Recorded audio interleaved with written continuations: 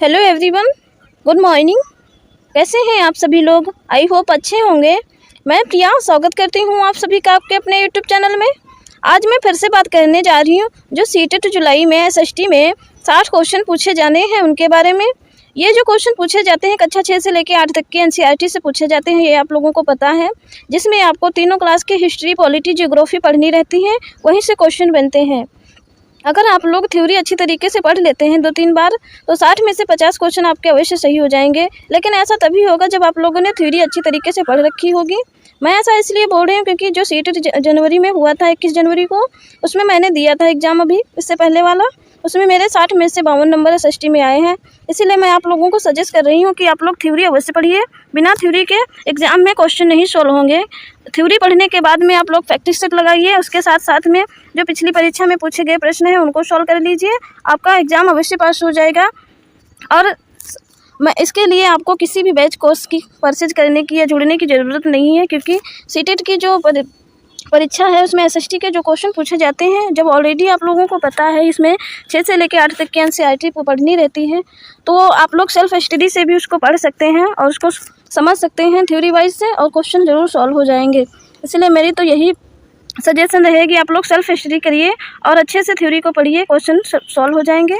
ये जो लेसन है ये 6 क्लास के एनसीईआरटी इतिहास का 6ठा लेसन है। इससे पहले वाली वीडियो में मैंने ऑलरेडी 5 लेसन करवा दिए हैं। आज ये 6ठा लेसन है। तो चलिए, लेसन का नाम है नए प्रश्न नए विचार। इसमें पहले एक एग्जाम्पल दिया गया है। अनघा निकली सैर पर। अनघा आज पहली बार अपने विद्यालय की ओर से सैर पर जा रही थी। उसके लिए उसने देर रात पूरे महाराष्ट्र से वाराणसी उत्तर प्रदेश की ट्रेन पकड़ी। स्टेशन पर अनघा को छोड़ने आई उसकी माँ ने अध्यापिका से कहा, बच्चों को बुद्ध के बारे में बताने के साथ साथ उन्हें सारनाथ दिखाने भी ले जाइएगा। देखो, इससे पहले वाले जितने भी लेसन मैंने करवाए हैं उन सारे लेसनों में से ये वाला जो लेसन है वेरी इंपॉर्टेंट है। इसमें से कम 6 से 7 क्वेश्चन अवश्य पूछे जाते हैं हर एग्जाम में, जब एग्ज़ाम सीटेट का हुआ है। क्योंकि इसलिए मैं जो इम्पोर्टेंट है वो मैं बताती रहूँगी, और आप लोग उसके नोट्स अगर अवश्य बना लीजिए, जिससे आपको लास्ट टाइम में रिवीजन करने में आसानी रहेगी। आगे है बुद्ध की कहानी। बौद्ध धर्म के संस्थापक सिद्धार्थ थे, जिन्हें गौतम बुद्ध के नाम से भी जाना जाता है। उनका जन्म लगभग 2500 वर्ष पूर्व हुआ था। यह वह समय था जब लोग के जीवन में तेजी से परिवर्तन हो रहे थे। जैसा कि तुमने अध्याय 5 में पढ़ा, महाजनपदों के कुछ राजा उस समय बहुत शक्तिशाली हो गए थे। हजारों सालों के बाद भी नगर उभर रहे थे। गांव के जीवन में भी बदलाव आ रहा था। बहुत से विचारक इन परिवर्तनों को समझने का प्रयास कर रहे थे। वे जीवन के सच्चे अर्थ को जानना चाह रहे थे। अब इसमें ये वाली लाइन इंपॉर्टेंट है पूरी की पूरी। ये इसका टाइम पीरियड जरूर पूछा जाता है, नोट कर लीजिए। आगे है, बुद्ध क्षत्रिय थे तथा शाक्य नामक एक छोटे से गढ़ से संबंधित थे। युवावस्था में ही ज्ञान की खोज में उन्होंने घर के सुखों को छोड़ दिया। अनेक वर्षों तक के वे भ्रमण करते रहे तथा वे अन्य विचारकों से मिलकर चर्चा करते रहे। अंततः ज्ञान प्राप्ति के लिए उन्होंने स्वयं ही रास्ता ढूंढने का निश्चय किया। इसके लिए उन्होंने बोध गया बिहार में एक पीपल के नीचे कई दिनों तक तपस्या की। अंततः उन्हें ज्ञान प्राप्त हुआ। इसके बाद वे बुद्ध के रूप में जाने गए। यहाँ से भी वाराणसी के निकट स्थित सारनाथ गए, जहाँ उन्होंने पहली बार उपदेश दिया। कुशीनारा में मृत्यु से पहले एक शेष जीवन उन्होंने पैदल ही एक स्थान से दूसरे स्थान की यात्रा करने और लोगों को शिक्षा देने में व्यतीत किया। ये यहाँ से यहाँ तक पूरा इम्पोर्टेंट है।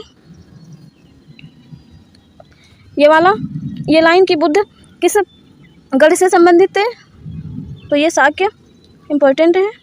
आगे ये वाला लाइन, उन्होंने पहला उपदेश कहाँ दिया? सारनाथ गए, वहाँ उन्होंने पहली बार उपदेश दिया। ये वाला, उनकी मृत्यु कुशीनारा। बुद्ध को ज्ञान की प्राप्ति कहाँ हुई?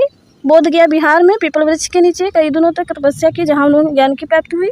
पूरा इंपॉर्टेंट है, नोट कर लीजिए। आगे है,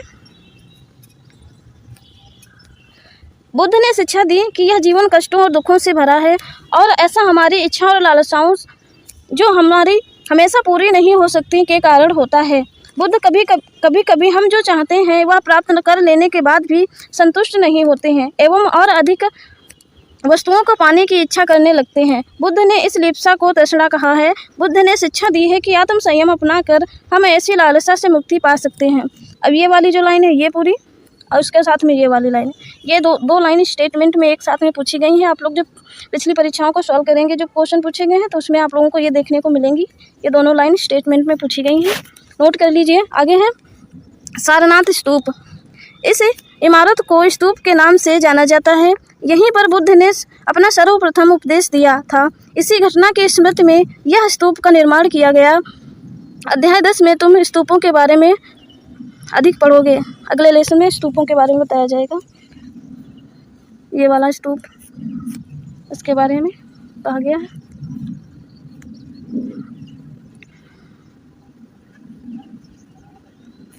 आगे है, उन्होंने लोगों को दयालु होने तथा मनुष्यों के साथ साथ जानवरों के जीवन का भी आदर करने की शिक्षा दी है। वे मानते हैं कि हमारे कर्मों का परिणाम, चाहे वे अच्छे हों या बुरे, हमारे वर्तमान जीवन के साथ साथ बाद के जीवन को भी प्रभावित करते हैं। बुद्ध ने अपनी शिक्षा सामान्य लोगों की प्राकृत भाषा में दी है, इससे सामान्य लोग भी अपने संदेश को पढ़ सकेंगे। अब बुद्ध ने जो अपनी शिक्षाएँ दी हैं वो कौन सी भाषा में दी हैं? तो प्राकृत भाषा इम्पोर्टेंट है, नोट कर लीजिए। और जो शिक्षाएँ दी हैं उसमें ये वाला जो लाइन दी है, ये वाली पूरी, कि मनुष्यों के साथ साथ जानवरों के जीवन की भी आदर करने की शिक्षा। और वे मानते थे कि हमारे कर्मों का परिणाम, चाहे अच्छे हों या बुरे हों, हमारे वर्तमान जीवन के साथ साथ बाद के जीवन को भी प्रभावित करते हैं। ये लाइन पूरी की पूरी उठा के पूछी गई हैं। यकीन नहीं हो रहा जो, तो आप लोग जो पिछली परीक्षा में पूछे गए प्रश्न उनको सोल्व करिए, आपको वहीं पूछे गए वे क्वेश्चन मिलेंगे। आगे है, बुद्ध ने कहा कि लोग किसी शिक्षा को केवल इसलिए नहीं स्वीकार करें कि यह उनका उपदेश है, बल्कि वे उसे अपने विवेक से मापें। आओ देखें उन्होंने ऐसा किस प्रकार किया। आगे है,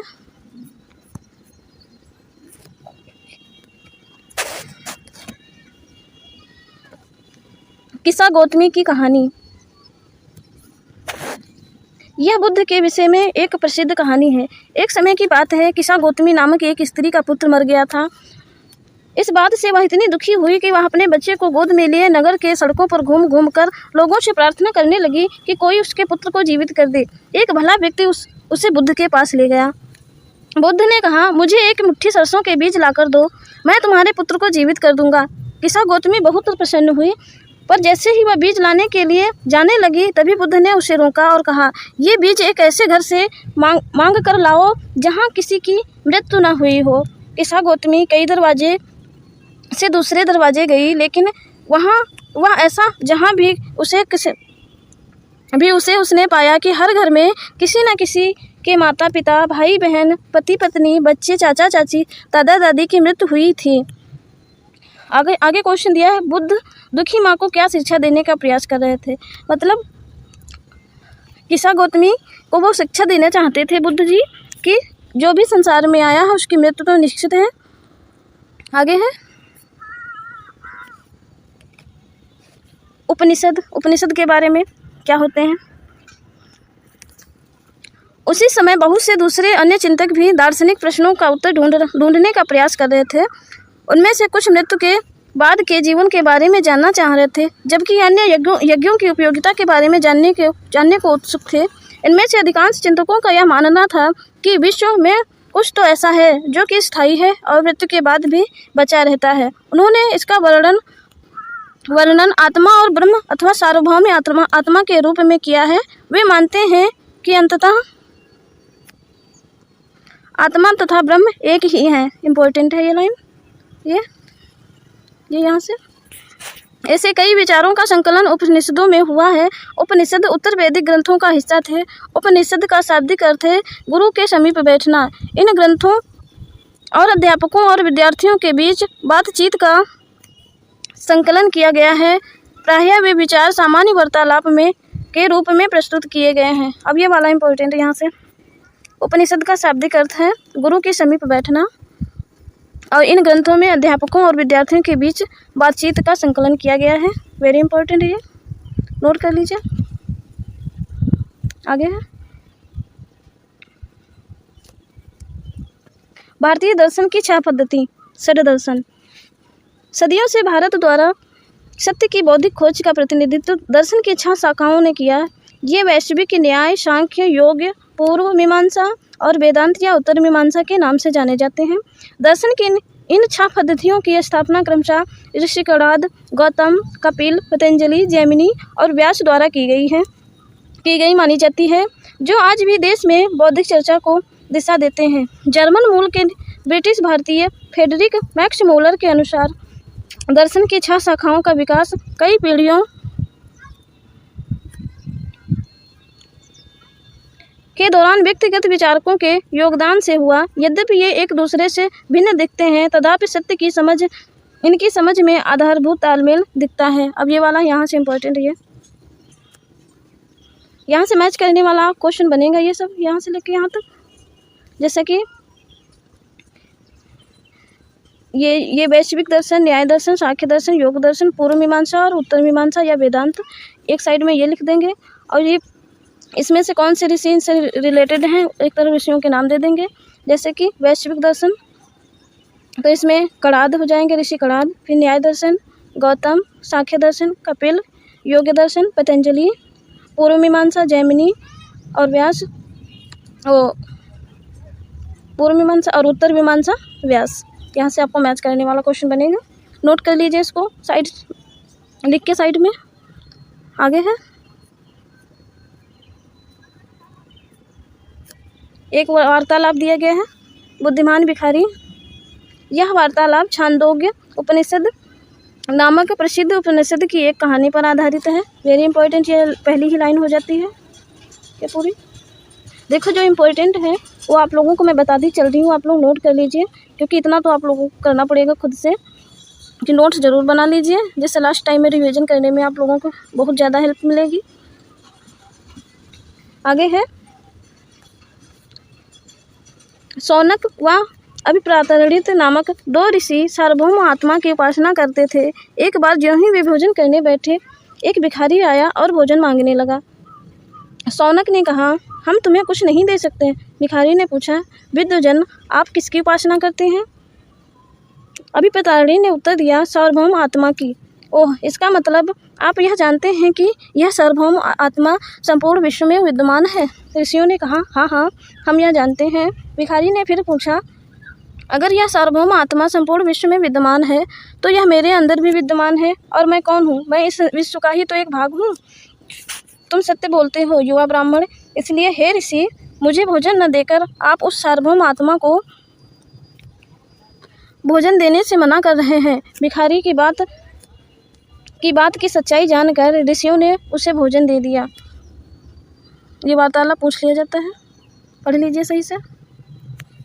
आगे है, इन चर्चाओं में भाग लेने वाले अधिकांश पुरुष ब्राह्मण तथा राजा होते थे। कभी कभी गार्गी, अपाला, घोषा, मैत्रेय जैसी स्त्री विचारकों का भी उल्लेख मिलता है, जो अपनी विद्वता के लिए जानी जाती थीं और वाद विवाद में भाग लिया करती थीं। ये नाम पूछ लिए जाते हैं, ये वाले इम्पोर्टेंट। निर्धन व्यक्ति इस तरह के वाद विवाद में बहुत कम ही हिस्सा लेते थे। इस तरह का एक प्रसिद्ध अपवाद सत्यकामा जाबाल का है। सत्यकामा जाबाल का नाम उसकी दासी माँ के नाम पर पड़ा। सत्यकामा के मन में सत्य जानने की तीव्र इच्छा, जिज्ञासा उत्पन्न हुई। गौतम नामक एक ब्राह्मण ने उन्हें अपने विद्यार्थी के रूप में स्वीकार किया तथा वह अपने समय से सर्वाधिक प्रसिद्ध विचारकों में से एक बन गए। उपनिषदों के कई विचारों का विकास बाद के प्रसिद्ध विचारक शंकराचार्य के द्वारा किया गया, जिनके बारे में तुम अच्छा 7 में पढ़ोगे। आगे है, यहाँ पे ये वाले जो नाम हैं ये पूछ लिए जाते हैं, स्त्री विचारकों के नाम। आगे व्याकरणविद पाणिनि। यह कुछ इस युग में कुछ अन्य विद्वान भी खोज कर रहे थे। उन्हें प्रसिद्ध विद्वानों में एक पाणिनि ने संस्कृत भाषा की व्याकरण की रचना की। वेरी इंपॉर्टेंट, पाणिनि ने संस्कृत व्याकरण की रचना की, नोट कर लीजिए। उन्होंने स्वरों तथा व्यंजनों को एक विशेष क्रम में रखकर उनके आधार पर सूत्रों की रचना की। ये सूत्र बीजगणित के सूत्रों से काफ़ी मिलते जुलते हैं। ये लाइन पूछी गई है।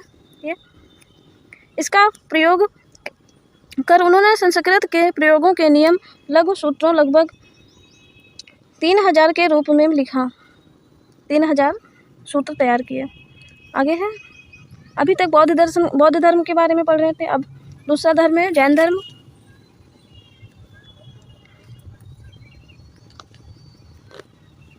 इसी युग में अर्थात लगभग 2500 वर्ष पूर्व जैन धर्म के 24वें एवं अंतिम तीर्थंकर वर्धमान महावीर ने भी अपने विचारों का प्रयास किया। वह वज्य संघ के लक्ष्मी कुल के एक क्षत्रिय राजकुमार थे। इस संघ के विषय में तुमने अध्याय 5 में पढ़ा, उसमें मगध और लिच्छवी वंश के बारे में, वज्जी मगध और वंश दो महाजनपद के बारे में बताया गया था। अभी जो 5वां लेसन था उसमें आप लोगों ने पढ़ा। 30 वर्ष की आयु में उन्होंने घर छोड़ दिया और जंगल में रहने लगे। 12 वर्ष तक उन्होंने कठिन व एकांकी जीवन व्यतीत किया। उसके बाद उन्हें ज्ञान प्राप्त हुआ। ये इनका भी टाइम पीरियड इम्पोर्टेंट है। और जैन धर्म के 24वें व अंतिम तीर्थंकर महावीर स्वामी हैं, ये पूछ लिया जाता है, इम्पोर्टेंट है ये। वह वज्य संघ के लिच्छवी कुल के एक क्षत्रिय राजकुमार थे। ये पूरी लाइन यहाँ से लेके ये पूरी की पूरी इम्पोर्टेंट है। ये वाला ये यहाँ तक, ये सब पूरा का पूरा नोट कर लीजिए यहाँ तक। आगे है, उनकी शिक्षा सरल थी। सत्य जानने की इच्छा रखने वाले प्रत्येक स्त्री व पुरुष को अपना घर छोड़ देना चाहिए। लाइन पूछी गई है ये। उन्होंने अहिंसा के नियमों का कड़ाई से पालन करना चाहिए, अर्थात किसी भी जीव को ना तो कष्ट देना चाहिए और ना ही उनकी हत्या करनी चाहिए। महावीर का कहना था, सभी जीव जीना चाहते हैं, सभी के लिए जीवन प्रिय है। महावीर ने अपनी शिक्षा प्राकृत में दी। यही कारण है कि साधारण जन भी उनके तथा उनके अनुयायियों की शिक्षाओं को समझ सके। देश के अलग अलग हिस्सों में प्राकृत के अलग अलग रूप प्रचलित थे। प्रचलन के क्षेत्र के आधार पर ही उनके अलग अलग नाम थे। जैसे मगध में बोली जाने वाली प्राकृत मगधी कहलाती थी। अब ये इम्पोर्टेंट है यहाँ तक, ये वाली यहाँ तक पूरा, ये इतनी लाइनें इम्पोर्टेंट है, नोट कर लीजिए। आगे है, जैन नाम से जाने गए महावीर के अनुयायियों को भोजन के लिए भिक्षा मांगकर सादा जीवन व्यतीत करना होता था। उन्हें पूरी तरह से ईमानदार होना पड़ता था तथा चोरी न करने की उन्हें सख्त हिदायत दी। उन्हें ब्रह्मचर्य का पालन करना होता था। पुरुषों व वस्त्रों सहित सब कुछ त्याग देना पड़ता था। Very important. ये आगे है, अधिकांश व्यक्तियों के लिए ऐसे कई कड़े नियमों का पालन करना बहुत कठिन था। फिर भी हजारों व्यक्तियों ने इस नए जीवन शैली को जानने और सीखने के लिए अपने घरों को छोड़ दिया। कई अपने घरों पर ही रहे और बिच्छू बिच्छूड़ी बने लोगों को भोजन प्रदान कर उनकी सहायता करते रहे। मुख्यतः व्यापारी ने जैन धर्म का समर्थन किया। किसानों के लिए इस नियम का पालन अत्यंत कठिन था, क्योंकि फसल की रक्षा के लिए उन्हें कीड़े मकोड़ों को मारना पड़ता था। बाद में सदियों में जैन धर्म उत्तर भारत के कई हिस्सों के साथ साथ गुजरात, तमिलनाडु, कर्नाटक में भी फैल गया। महावीर तथा उनके अनुयायियों की शिक्षाएं कई शताब्दियों तक मौखिक रूप में ही रहीं। वर्तमान रूप में उपलब्ध जैन धर्म की शिक्षाएं लगभग 1500 वर्ष पूर्व गुजरात में वल्लभी नामक स्थान पर लिखी गईं। अब इस पैराग्राफ में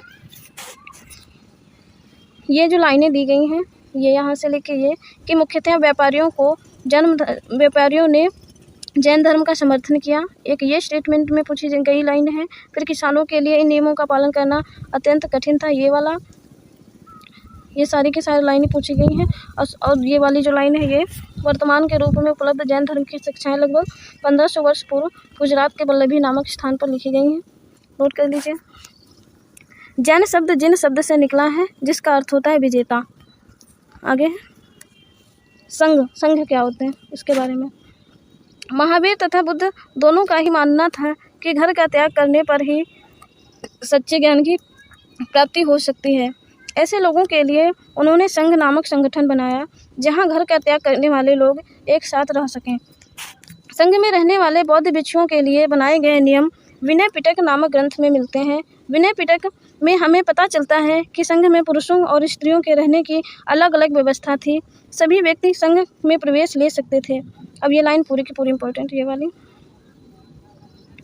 ये कि संघ में रहने वाले बौद्ध भिक्षुओं के लिए जो नियम बनाए गए हैं वो किस ग्रंथ में है, तो इसमें विनय पिटक।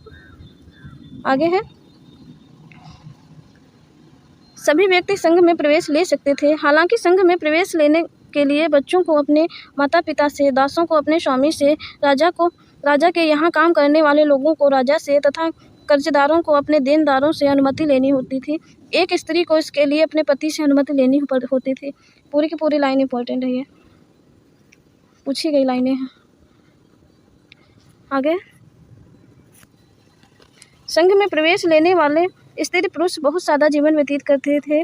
वे अपना अधिकांश समय ध्यान करने में बिताते थे और दिन के एक निश्चित समय में वे शहरों और गांवों में जाकर भिक्षा मांगते थे। यही कारण है कि उन्हें भिक्षु तथा भिक्षुणी, साधु के लिए प्राकृत भाषा कहा गया है। वे आम लोगों को शिक्षा देते थे, साथ ही एक दूसरे की सहायता भी करते थे। किसी तरह की आपसी लड़ाई का निपटारा करने के लिए वे प्रायः बैठकें भी किया करते थे। संघ में प्रवेश लेने वाले ब्राह्मण, क्षत्रिय, व्यापारी, मजदूर, नाई, गणिकाएँ तथा दास दासियाँ शामिल थे। इनमें से कई लोगों ने बुद्ध की शिक्षाओं के विषय में लिखा और कुछ लोगों ने संघ में अपने जीवन के विषय में सुंदर कविताओं की रचना की। अगली हेडिंग है विहार। विहार क्या होते हैं?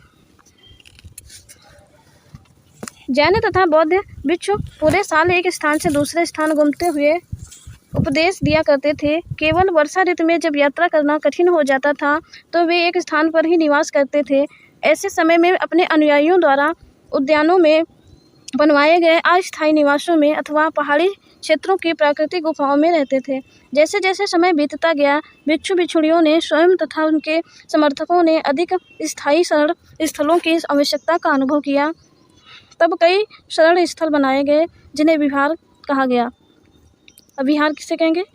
जो बौद्ध धर्म के अनुयायी थे वो जहाँ पे रहते थे, जिस जगह को, जिसे गुफाओं में, उसको शरण स्थल या विहार कहते हैं। आगे, पहाड़ी को काट कर बनाई गई एक गुफा। यह कार्यालय वर्तमान महाराष्ट्र में स्थित एक गुफा है। भिक्षु भिक्षुणी इन शरण स्थलों में रहकर ध्यान किया करते थे। ये वाला इसके बारे में, ये पहाड़ी को काट कर बनाई गई।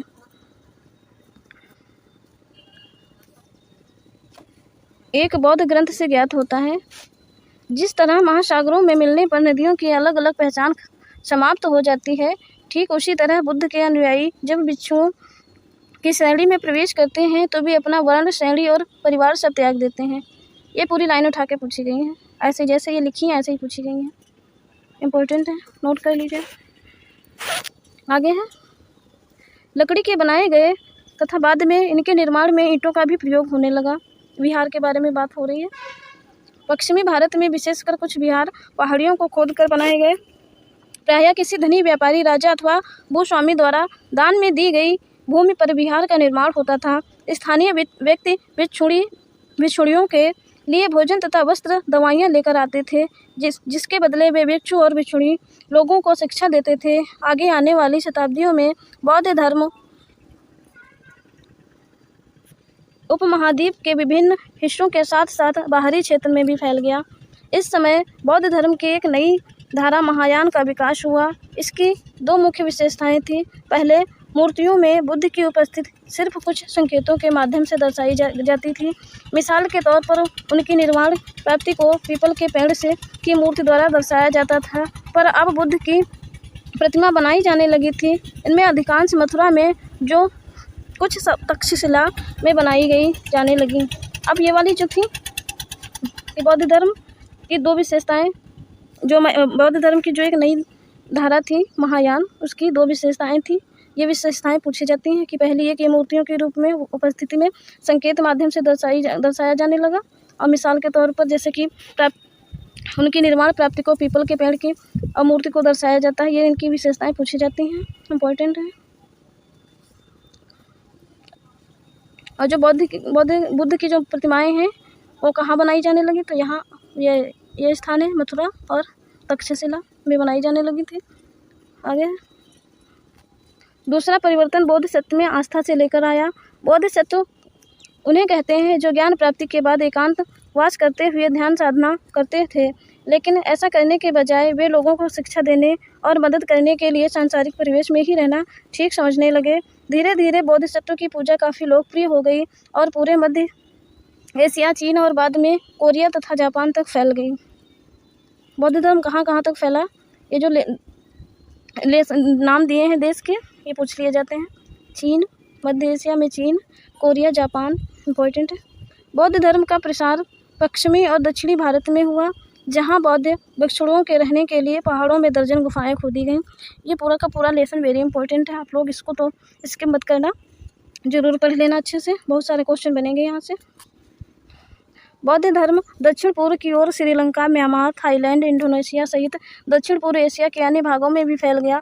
थेरवाद नामक बौद्ध ग्रंथ का आरंभिक रूप इन ग्रंथों में कहीं अधिक प्रचलित था। ये जगहें हैं जो पूछी जाती हैं, ये नाम, जैसे श्रीलंका, म्यांमार, थाईलैंड, इंडोनेशिया। आगे है तीर्थयात्री, अगली हेडिंग। तीर्थयात्री वे स्त्री पुरुष होते हैं जो प्रार्थना के लिए पवित्र स्थानों की यात्रा किया करते हैं। इसी तरह भारत की यात्रा करने आया चीनी बौद्ध तीर्थयात्री फाहियान काफ़ी प्रसिद्ध है। वह करीब 1600 साल पहले आया। ह्वेनसांग 1400 साल पहले भारत आया और उसके करीब 50 साल बाद इत्सिंग आया। वे सब बुद्ध के जीवन से जुड़ी जगहों और प्रसिद्ध मठों को देखने के लिए भारत आए थे। इनमें से प्रत्येक तीर्थयात्री ने अपनी यात्रा का वर्णन लिखा। उन्होंने अपनी यात्रा के दौरान आई मुश्किलों के बारे में भी लिखा। इन यात्राओं में कई वर्ष लग जाया करते थे। जिन देशों और मठों को उन्होंने देखा उनके बारे में उन्होंने लिखा। उन किताबों के बारे में भी उन्होंने लिखा जिन्हें वे अपने साथ ले गए। अब ये वाला जो टाइम पीरियड दिया गया है तीर्थयात्री आने का, जैसे फाहियान 1600 में आया था, ह्वेनसांग 1400 में, और उसके 50 साल बाद में इत्सिंग, ये टाइम पीरियड पूछ लिया जाता है। अगली हेडिंग है नालंदा, शिक्षा की एक विशिष्ट केंद्र। ह्वेनसांग तथा अन्य तीर्थयात्रियों ने उस समय के सबसे प्रसिद्ध बौद्ध विद्या के केंद्र नालंदा, जो प्रेजेंट में बिहार में, अध्ययन किया। उसने नालंदा के बारे में इस प्रकार लिखा है। यहाँ के शिक्षक योग्यता तथा बुद्धि में सबसे आगे हैं। बुद्ध के उपदेशों का पूरी ईमानदारी से पालन करते हैं। मठ के नियम काफ़ी सख्त हैं जिन्हें सबको मानना पड़ता है। पूरे दिन वाद विवाद चलते ही रहते हैं जिससे युवा और वृद्ध दोनों ही एक दूसरे की मदद करते हैं। विभिन्न शहरों से विद्वान लोग अपनी शंकाएं दूर करने आते हैं। नए आगंतुकों से पहले द्वारपाल ही कठिन प्रश्न पूछते हैं। उन्हें अंदर जाने की अनुमति तभी मिलती है जब वे द्वारपाल को सही उत्तर दे पाते हैं। 10 में से 7 या 8 सही उत्तर नहीं दे पाते थे। आगे है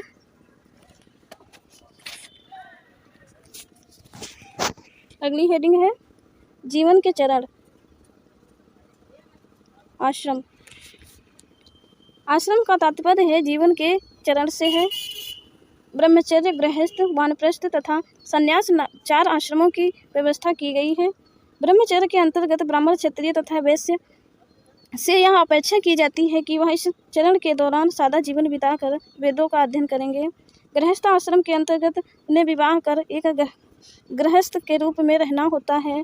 वानप्रस्थ के अंतर्गत जंगल में रहकर साधना करनी पड़ती है। अंततः उन्हें सब कुछ त्याग कर सन्यासी बन जाना होता है।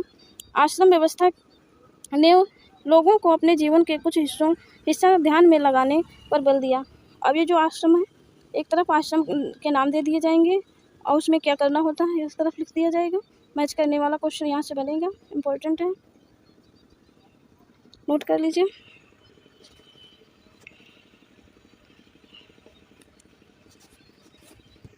तो यहीं तक है, ये लेसन समाप्त हो जाता है। इसके आगे फिर एक्सरसाइज चालू हो जाता है। इसमें से कुछ उपयोगी शब्द दिए गए हैं, ये देखो। दक्षिणा क्या होती है? बुद्ध ने इसके बारे में बताया है। बुद्ध ने जो उपदेश दिए उनकी जो भाषा थी वो कौन सी थी, ये प्राकृत उसमें बताया। आत्मा के बारे में ब्रह्म, उपनिषद क्या होते हैं, जैन धर्म, अहिंसा, भिक्षु या संघ, विहार और आश्रम, इनके बारे में अभी ऊपर आप लोगों ने पढ़ा है। आगे यहाँ पे कुछ महत्वपूर्ण तिथियाँ दी गई हैं। उपनिषदों के विचारक जैन धर्म और बौद्ध धर्म का लगभग आरंभ 2500 वर्ष पूर्व और जैन ग्रंथों का लेखन 1500 पूर्व। इम्पोर्टेंट है, इसको नोट कर लीजिए साइड में कहीं। तो thank you everyone watching this video. अगर आप लोगों को इस वीडियो से किसी प्रकार की कोई हेल्प मिले तो प्लीज़ चैनल को सब्सक्राइब और वीडियो को लाइक अवश्य कर दें। और ऐसे जो भाई बहन हैं जिनके पास किसी कारणवश NCERT की बुक नहीं उपलब्ध है तो प्लीज़ ये वीडियो शेयर करके उन लोगों तक पहुंचा दीजिए, जिससे उन लोगों की भी हेल्प हो जाए और एग्ज़ाम पास हो जाए अच्छी तरीके से। Thank you.